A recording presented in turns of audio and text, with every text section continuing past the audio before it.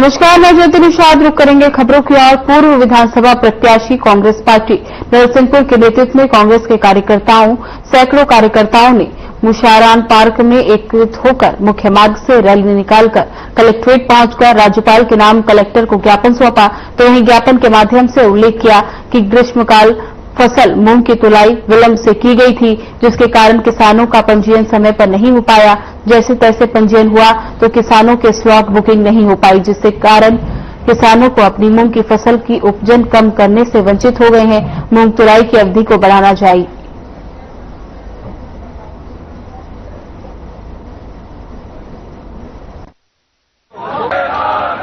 नरसिंहपुर विधानसभा के विधायक और पंचायत ग्रामीण विकास मंत्री माननीय प्रहलाद पटेल और उनके अनुज जालम सिंह जी पटेल, उनके यासीन अहमद मछली सारवर या गौरव चौहान, ये लोग कम से कम 10-15 साल से ये नरसिंहपुर आ रहे हैं। गोटे गांव में इनके घर पे जा रहे हैं और हमने माननीय पुलिस अधीक्षक महोदय के माध्यम से ये ज्ञापन दिया है डीजीपी महोदय के लिए कि आपने भोपाल में यासीन पे या साहबर पे या गौरव पे जो अपराध बनाए, मामला बनाया और उनकी अवैध गैरकानून बिल्डिंगें थी उनको तोड़ा, पर नरसिंहपुर में भी उनके आका माननीय प्रहलाद पटेल और जालम सिंह। मध्य प्रदेश राजस्व अधिकारी संघ ने न्यायिक और गैर न्यायिक विभाजन योजना के खिलाफ एक बार फिर मोर्चा खोल दिया। संघ ने मुख्य सचिव को भेजे ज्ञापन में स्पष्ट किया कि 6 अगस्त से प्रदेश भर के राजस्व अधिकारी आपदा प्रबंधन को छोड़कर अन्य सभी कार्य से विरत है। नरसिंहपुर जिले में 1.5 दर्जन से अधिक तहसीलदारों ने कलेक्ट्रेट परिसर में धरना देकर विरोध जताया। संघ का कहना है कि शासन द्वारा पूर्व में दिए गए मौखिक आश्वासन के तहत ये योजना मात्र 12 जिलों में पायलट रूप में लागू की जानी थी। राजस्व न्यायालयों के विलय नहीं किए जाने थे, लेकिन इससे विपरीत 9 अन्य जिलों में भी ये योजना लागू कर दी गई। न्यायालयों को मर्ज कर दिया गया है और कार्यपालिका मजिस्ट्रेट को आवश्यक साधन भी नहीं मिल पा रहे हैं।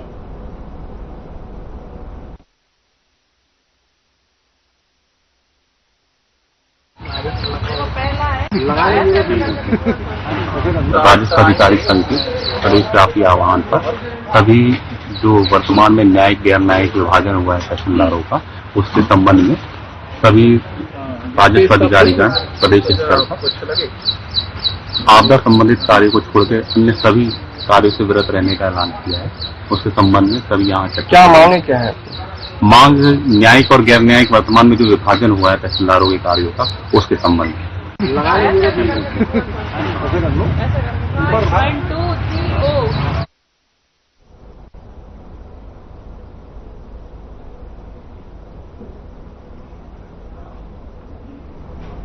कालापीपल जनपद पंचायत में 15 अगस्त स्वतंत्रता दिवस के अवसर पर आयोजित होने वाले कार्यक्रम की रूपरेखा के लिए सभी विभागों के अधिकारियों के साथ मीटिंग की, जिसमें सभी विभाग के अधिकारियों को 15 अगस्त स्वतंत्रता दिवस व्यवस्था और भव्य रूप से मनाने के लिए दिशा निर्देश दिए गए।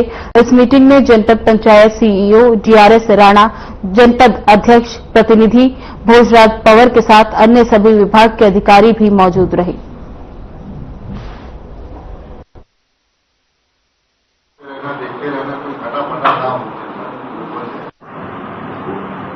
आज 15 अगस्त स्वतंत्रता दिवस के परिप्रेक्ष्य में बैठक रखी गई थी जनपद सभा कक्ष में, जिसमें समस्त विभागों के अधिकारी सम्मिलित हुए और प्रतिवर्ष अनुसार जो राष्ट्रीय पर्व में कार्यक्रम होते हैं और ध्वजारोहण की जो व्यवस्था होती है, उस व्यवस्था को सही दिशा निर्देश अनुसार जो ध्वज संहिता है उसके अनुरूप ध्वजारोहण सभी जगह हो।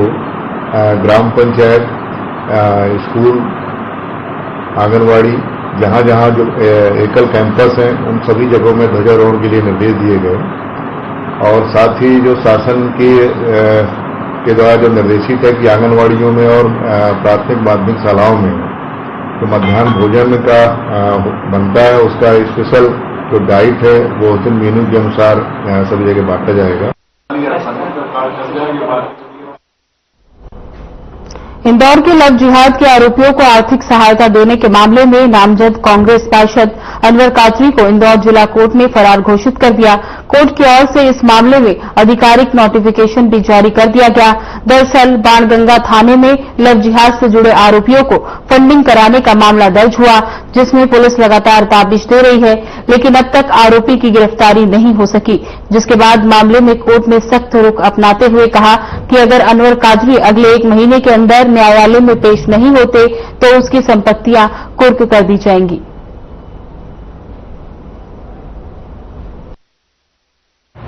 अनवर कादरी को कल माननीय न्यायालय के माध्यम से उनको बगड़ा घोषित किया गया, फरार घोषित कराया गया। उसमें इसको लगातार इसमें कोशिश कर रहे हैं उसको, और 1 महीने का इसको समय दिया गया है कि 1 महीने के अंदर ये सरेंडर हो जाएगा, और नहीं होते तो फिर इसकी संपत्ति कुर्क कार्रवाई की जाएगी फिलहाल इसमें। और दूसरा उसकी जो आरोपी है उसको पुलिस रिमांड जो कि 5 तारीख तक का था उसको दोबारा 30,000 पुलिस रिमांड अभी बढ़ाया गया है, उसको 11 तारीख तक का पुलिस रिमांड माननीय न्यायालय से लिया गया है, और टेक्निकल एविडेंसेज जो है और अन्य एविडेंसेज पीआर के दौरान कलेक्ट किया जाए।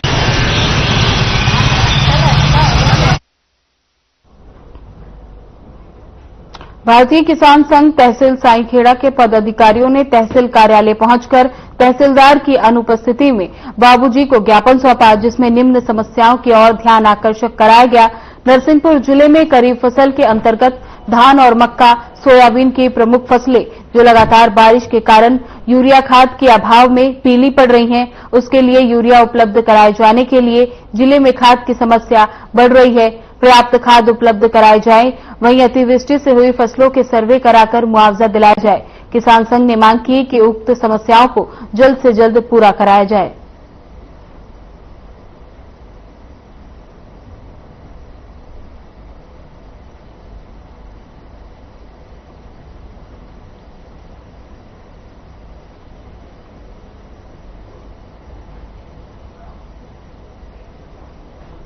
खबर झाबुआ से है, जहां पिछले दिनों पूरे प्रदेश के राजस्व अधिकारियों ने अपनी मांग पत्र में मुख्यमंत्री से तहसीलदारों के गैर न्यायिक और न्यायिक कार्यों के विभाजन के आदेश पर पुनर्विचार का आग्रह किया।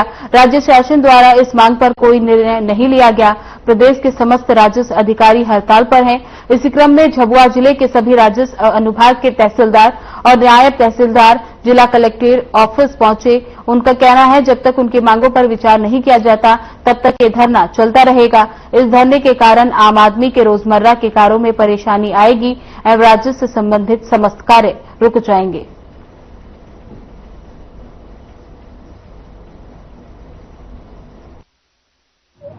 देखिए, मध्य प्रदेश राजस्व अधिकारी की कनिष्ठ प्रशासनिक संघ इकाई झाबुआ की ओर से हमारे प्रांतीय कार्यकारिणी के आह्वान पर हम जो आह्वान पर विधिवत रूप से हम विरोध प्रकट कर रहे हैं कि जिसमें हमारे जो कार्यों का जो है शासनिक न्यायिक और गैर न्यायिक जो है हमारे कार्यों को विभाजन किया जा रहा है, जो जिसके विरोध में हम आज दिनांक को विरोध प्रकट कर रहे हैं। और विरोध में जैसे कि हमारे तहसीलदार, नायब तहसीलदार, एसएलआर, एएसएलआर संघ सभी मध्य प्रदेश हमारी कार्यकारिणी के आह्वान पर सभी उनके साथ में है और सब मिल करके आज विरोध प्रकट कर रहे हैं। जो गैर न्यायिक और न्यायिक इस प्रकार की जो कार्य हमारे को जो शक्तियां दी गई थी उनको विभाजन किया जा रहा है, उनके विरोध में हम आज यहाँ पर झाबुआ जिले में विरोध प्रकट कर रहे हैं।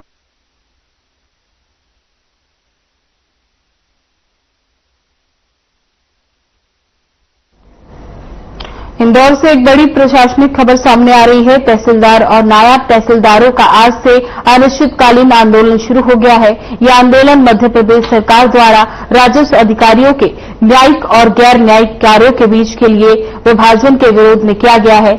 आंदोलन के तहत अधिकारी अब सिर्फ आपदा प्रबंधन से जुड़े कार्य करेंगे, जबकि बाकी सभी कार्य ठप कर दिए गए। इससे आमजन के भूमि, राजस्व और कागजी कार्य बुरी तरह से प्रभावित होंगे।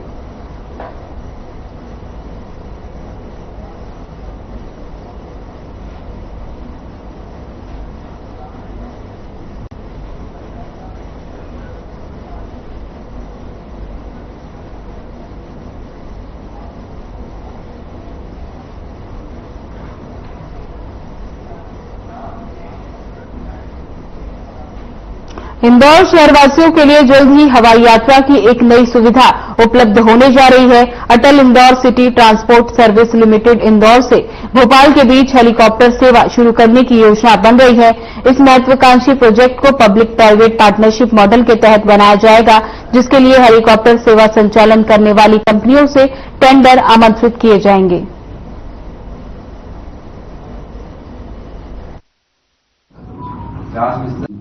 आज एसीटीएसएल की बोर्ड मीटिंग की गई है और उसमें 2-3 मुद्दों पे विचार हुआ है। एक तो कुछ जो नई बसें हैं, शायद 23 की संख्या में नई बसें चलाई जानी है, उसको आज अनुमति दी गई है, तो वो चालू हो जाएंगी। इसके अलावा एक हम लोग विचार कर रहे हैं कि इंदौर और भोपाल के बीच में हेलीकॉप्टर सर्विस का, उस पे पीपीपी के टेंडर बुलाए जाएंगे। अगर कोई हमारा ऐसा ना लगे एसीटीएसएल से, अगर ऐसा कोई पार्टनर आता है पीपीपी पे, तो उसको भी चलाया जाएगा। इस संबंध में तुरंत ही ईआई की कार्रवाई की जाए, आज बोर्ड में निर्णय लिया है। इसके अलावा अन्य कुछ जो हमारे बस स्टॉप्स हैं और बस हटाए जाने से संबंधित महत्वपूर्ण निर्णय लिए गए। आज एआईसीटीएसएल बोर्ड की महत्वपूर्ण बैठक में जनता की सुविधा के लिए पब्लिक ट्रांसपोर्ट और सुगम बनाने की दृष्टि से 50 ई बस की शुरुआत 1/7/18 तारीख को विजयनगर जो नया इलेक्ट्रिक चार्जिंग स्टेशन भी हम बना रहे हैं, उसके साथ शुरू करेंगे। भविष्य के इंदौर की दृष्टि से और मध्य प्रदेश के मुख्यमंत्री डॉक्टर मोहन यादव जी के विजन से एआईसीटीएसएल की बोर्ड की मीटिंग में आज एक महत्वपूर्ण निर्णय और लिया है कि इंदौर भोपाल और भोपाल इंदौर हेलीकॉप्टर रन का एक्सप्रेशन ऑफ इंटरेस्ट दिलाने का भी काम आज की मीटिंग में तय हुआ है। बहुत परेशानी उसमें है सर। हम लोग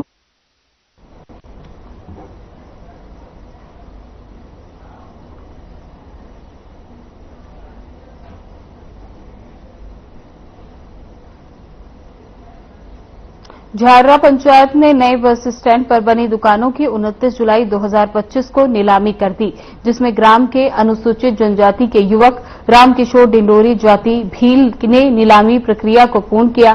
दुकान नंबर 6 की बोली लगाकर 3,20,000 में खरीदी गई, जिस पर रामकिशोर ने बताया कि बोली के बाद मैंने 20,000 रुपए झाररा पंचायत को जमा कर दिए, जिसकी रसीद भी पंचायत में जमा करा दी गई, जबकि कुल राशि 25% की है।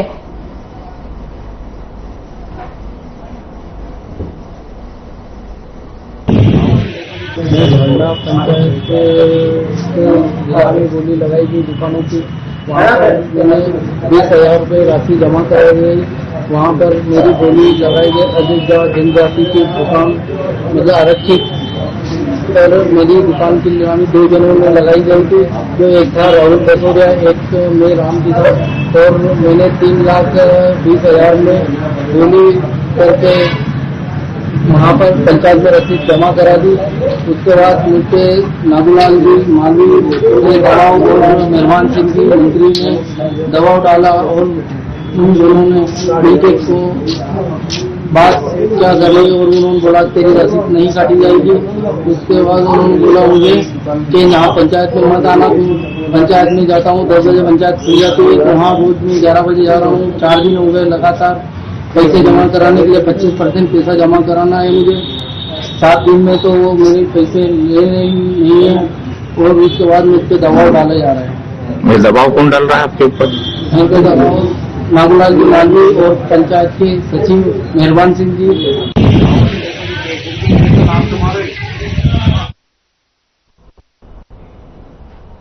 सारंगपुर विकासखंड के अंतर्गत आने वाले पिपलिया देव गांव का शासकीय प्राथमिक और माध्यमिक विद्यालय बुनियादी सुविधाओं के अभाव और जर्जर भवन की मार झेल रहा है।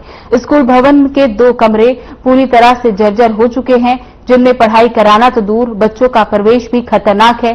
स्थानीय ग्रामीणों और अभिभावकों ने इसे लेकर कई बार शिकायत की, लेकिन अब तक शिक्षा विभाग और जनप्रतिनिधियों की ओर से कोई कदम नहीं उठाया गया। वहीं ग्रामीणों की मांग है कि जल्द से जल्द भवन की मरम्मत कराई जाए या नया भवन दिया जाए, ताकि गांव के बच्चों की पढ़ाई बाधित न हो और उनकी सुरक्षा सुनिश्चित हो सके।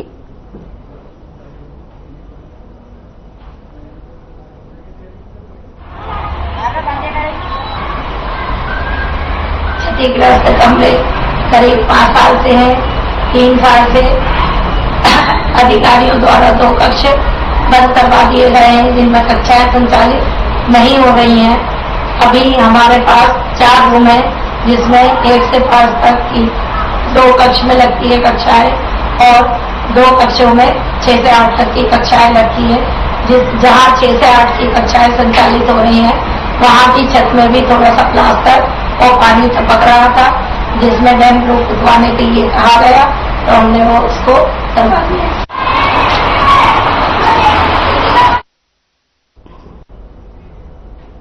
रक्षाबंधन का पर्व नजदीक आ रहा है और अब बाजारों में रक्षाबंधन की रौनक दिखने लगी है। ऐसे में इंदौर की सेंट्रल जेल भी इस रौनक का अछूत नहीं है। यहां महिला कैदियों ने अपने हुनर और भावना से एक अनोखी पहल दी है। बता दें, इन कैदियों ने राखियां बनाई और अब यही राखियां बाजारों में भाइयों की कलाई की शोभा बढ़ाएंगी। दरअसल इंदौर की सेंट्रल जेल में 35 महिला कैदियों ने रक्षाबंधन से करीब 15 दिन पहले ही राखी बनाना शुरू कर दिया था। इन राखियों की खासियत ये है कि इनकी थीम रक्षा पोटली है, जिनमें कोड़ी, लौंग, पीली सरसों और हल्दी जैसे तत्वों को शामिल किया गया है, जो कि परंपरागत रूप से रक्षा और शुभता का प्रतीक मानी जाती हैं।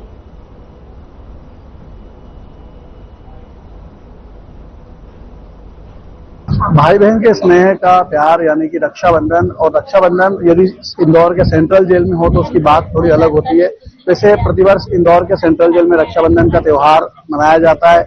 कई भावुक क्षण जो है यहाँ पे, कई भावुक दृश्य जो है वो यहाँ पे नजर आते हैं। ऐसा ही एक दृश्य मेरे सामने यहाँ पर है, जब जेल अधीक्षक अलका सोनकर मैडम को यहाँ पर जो है महिला बंदी जिनके द्वारा यहाँ पर राखी बनाई जा रही है, प्रशिक्षण के बाद इनके द्वारा जो तैयार की गई राखियां हैं, वही राखी यहाँ पर जेल अधीक्षक मैडम को यहाँ पर बांधी जा रही है। दीदी, आपसे जानना चाहूंगा, रक्षाबंधन का त्योहार जेल में वैसे तो हर साल मनाया जाता है और इसी तरह से जो है प्रशिक्षण भी दिया जाता है, इस बार किस तरह से मनाया जाएगा, कब से इनको प्रशिक्षण दिया जा रहा था? रक्षाबंधन का त्योहार जो है हर भाई बहन के दिल का सबसे अजीज, सबसे प्यारा त्योहार है और रक्षा कोई भी किसी की भी कर सकता है, लेकिन भाई और बहन मतलब ये मान के चले कि धरती पे एक ऐसा अनूठा रिश्ता है और हर वर्ष हमें इस पर्व का इंतजार रहता है। हमारी जेल में पिछले 15 दिन से हमारी जितनी महिला बंदी हैं वो सब राखी बना रहे हैं अपने हाथों से, न सिर्फ अपने भाइयों के लिए वरन सभी के लिए जो कि बाहर हमारे आउटलेट से राखी खरीद सकते हैं।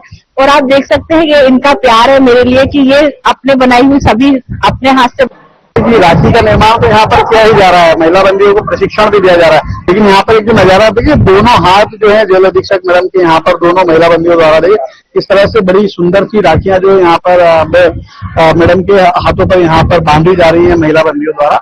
और एक तो बड़ा ही प्रेम और स्नेह का ये क्षण है। राखी तो जब मनाई जाएगी उस दिन मनाई जाएगी, उस दिन का एक अलग दृश्य होगा, लेकिन रक्षाबंधन के पूर्व ये जो यहाँ पर दृश्य बड़ा भावुक और प्रेम और स्नेह का ये दृश्य, मैडम क्या कहना चाहेंगी, महिला बंदी लगातार जो प्रेम आप पर दिखा रही है?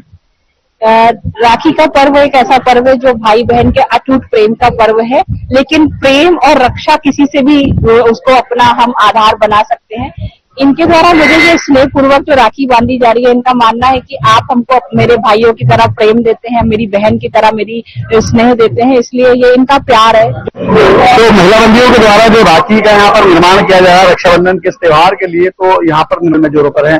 जिस तरह से हमने देखा कि यहाँ की महिला बंदियां 15 दिनों से राखी बनाने का प्रशिक्षण प्राप्त कर रही थी, वहीं बड़ी संख्या में महिला कैदियों ने जेल अधीक्षक अलका सोनकर मैडम की कलाई पर राखियां भी बांधी।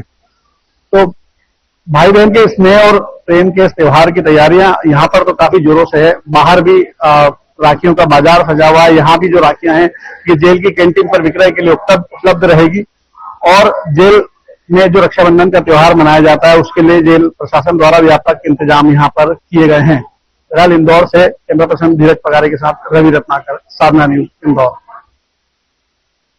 स्वास्थ्य विभाग द्वारा मास्टर ट्रेनरों को ट्रेनिंग दी जा रही है, जिनका समापन कर दिया गया है।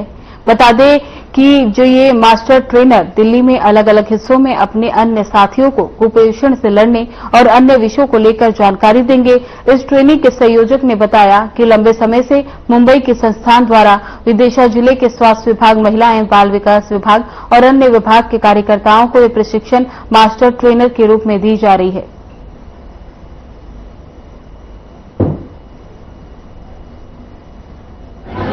जो हमने बच्चे बोल। नमस्कार, मेरा नाम डॉक्टर देव जी है। मैं रूल्स ग्लोबल फाउंडेशन और IIT बॉम्बे का जो ये प्रकल्प है उसमें सलाहकार के तौर पे काम कर रहा हूँ। और आज हम यहाँ पे इकट्ठा हुए हैं सेलिब्रेट करने के लिए कि जो 250 के आसपास लोगों का ट्रेनिंग हुआ था विदिशा में, उनमें से सबसे बेहतरीन जो जिन्होंने प्रदर्शन किया है उनका ये ट्रेनिंग ऑफ ट्रेनर्स है।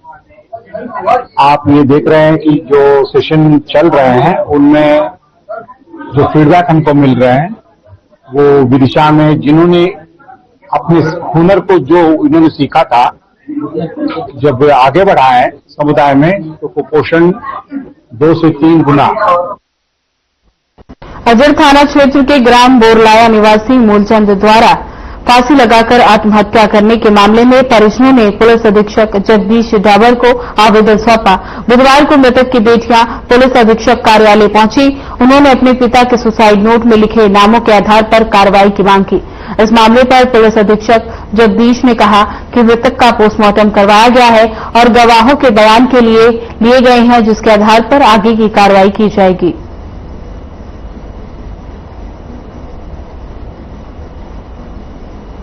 अंजर थाने का मामला है। अंजर थाने में एक बोरलाई गांव है, वहाँ पे एक व्यक्ति ने फांसी लगा के आत्महत्या की है। पुलिस ने मर्ग पंजीबद्ध किया है, PM कराया है। लक्ष्मी यादव, मेरे पिताजी ने 23 तारीख को रात में सुसाइड कर लिया था, उसके संबंध में हम कार्रवाई करवाने आए थे। मेरी मांग ये है कि मेरे पापा ने अपना फांसी लगा के की है, जिसमें भी मेरे पिताजी को बहुत ज्यादा प्रताड़ित किया, परेशान किया और मेरे पिताजी ने ऐसा काम किया। इसके संबंध में मैं चाहती हूँ कि मेरे पिताजी के साथ जो शादी हुआ उसको कड़ी से कड़ी सजा मिले और मुझे मेरे पिताजी को न्याय मिले। सुसाइड नोट चिट्ठी है मिली, उसमें मेरे पिताजी नाम भी लिख के गए हैं, क्योंकि मेरे पिताजी के मित्र थे, उनके बारे में अच्छा भी लिख के गए हैं। इंदौर में बिना हेलमेट के पेट्रोल नहीं देने पर एक युवक ने पेट्रोल पंप कर्मचारी के साथ मारपीट की, जिसका वीडियो इस वक्त सोशल मीडिया पर जमकर वायरल हो रहा है। दरअसल इंदौर कलेक्टर ने 1 अगस्त से आदेश लागू किया है कि बिना हेलमेट पहने 2 व्हीलर वाहनों में पेट्रोल नहीं दिया जाएगा, लेकिन इंदौर के चंदन नगर थाना क्षेत्र के एक पेट्रोल पंप पर तो पेट्रोल के लिए जमकर मारपीट हो गई, जहां बिना हेलमेट के एक युवक पेट्रोल पंप पर पेट्रोल भरवाने गया, लेकिन कर्मचारी ने पेट्रोल देने से मना कर दिया, जिस पर युवक ने पंप कर्मचारी पर मारपीट शुरू कर दी। थाने के अंतर्गत आता है, वहाँ पर एक कर्मचारी जिसके द्वारा रिपोर्ट लिखाई गई, उसके द्वारा ये बताया गया था कि बिना हेलमेट के एक व्यक्ति आया था और बाइक पर आया था और उसने पेट्रोल डालने के लिए बोला, क्योंकि हेलमेट नहीं था इस वजह से उसने मना किया। तो इस बात पर से उससे विवाद करने लगा, गाली गलौज की, असली गाली गलौज की, उसके साथ मारपीट की, जान से मारने की धमकी दी। इस पर से इंदौर कलेक्टर आशीष सिंह ने शहर में हेलमेट के नियमों का पालन सुनिश्चित करने के लिए कड़े कदम उठाए। उन्होंने मीडिया चर्चा के दौरान बताया कि जिले में हेलमेट के नियमों का पालन नहीं करने वाले पेट्रोल पंप संचालकों में से 4 पेट्रोल पंप सील कर दिए गए। उन्होंने कहा कि हेलमेट पहनने से सुरक्षा की दृष्टि से बहुत सारी जान बचाई जा सकती है।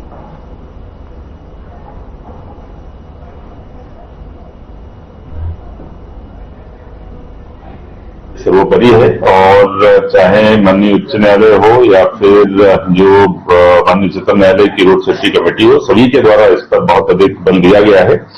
और इसी की वजह से हमने एक आदेश निकाला था, प्रतिबंधात्मक आदेश, जिसपे बहुत अच्छे तरीके से अमल हो रहा है। और सभी जो पंप संचालक हैं और उनके एसोसिएशन है, उनके अध्यक्ष, उनको मैं बधाई भी देना चाहता हूँ कि उन्होंने बहुत अधिक सहयोग किया हमारा। जो कुछ इक्का दुक्का पंप है जो इसमें सहयोग नहीं कर रहे हैं, या जैसे कल एक खबर आई थी कि किसी ने हेलमेट की जगह पर कुछ और रखकर वो ले लिया, पेट्रोल ले लिया, तो ऐसे पेट्रोल पंपों पर हम लोग कार्रवाई भी कर रहे हैं। 4 पेट्रोल पंप हम लोगों ने अभी तक सील कराए हैं। आगे भी अगर फिलहाल बुलेटिन में बस इतना ही। बने रहे हमारे साथ। नमस्कार।